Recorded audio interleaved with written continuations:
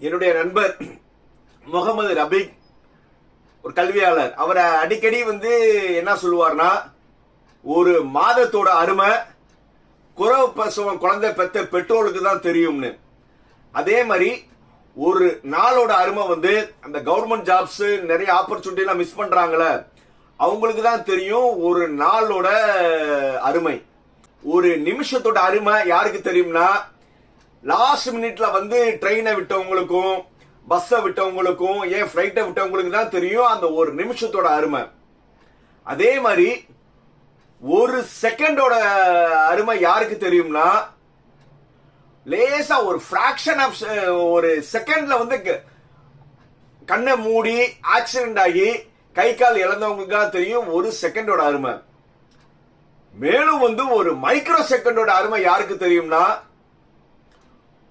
100 metre 200 metre running race எல்லாம் ஓடுறாங்கல்ல, அந்த ரன்னர்ஸ்க்கு தான் தெரியும் ஒரு பிராக்ஷன் ஆஃப் செகண்ட்ல நம்ம கோல்ட மிஸ் பண்ணோம்னு. சோ நேரத்தோட அருமை நம்மளுடைய மாணவர்களுக்கு கண்டிப்பா தெரிஞ்சிருக்கணும். சோ எல்லாருமே இன்னும் டைம் இருக்குல்ல, பொங்கல் முடியட்டும், பொங்கல் ஹாலிடேஸ் முடிஞ்ச பிறகு நான் சின்சியரா படிக்கிறேன், அதுக்கப்புறம் நீங்களுக்கு காரணங்கள் வந்துகிட்டே இருக்கும். புரியுதா? காரணங்கள் எப்படிதான் டிசைனா ஸ்டூடெண்ட்ஸ்க்கு காரணம் வரும் தெரியாது. இதுதான் தக்க தருணம். புரியுதா? இன்னைக்கு நீங்க முடிவு எடுக்கணும். என்னுடைய அல்டிமேட் எய்ம் நான் பெரிய லெவல்ல பெரிய இன்ஸ்டிடியூஷன்ல போய் சேரணும். அதுதான் என்னுடைய வாழ்க்கை. எத்தனையோ இன்ஜினியரிங் காலேஜஸ் இருக்கு, எத்தனையோ உங்களுக்கு படிப்புகள் இருக்கு, எத்தனையோ ஆப்பர்ச்சுனிட்டி இருக்கு. இருந்தாலும் தலை சிறந்த கல்லூரியிலையும் தலை சிறந்த பாடப்பிரிப்புலையும் சேர்ந்தாதான் உங்களுடைய வாழ்க்கையுடைய எதிர்காலம் இருக்கும்னா, அதுக்கான முயற்சிகள் நீங்க என்ன செய்யணும்? கண்டிப்பா எடுக்கணும். தமிழ்நாட்டில் எத்தனையோ லட்சம் பேர் மாணவர்கள் பிளஸ் 2 எழுத போறீங்க.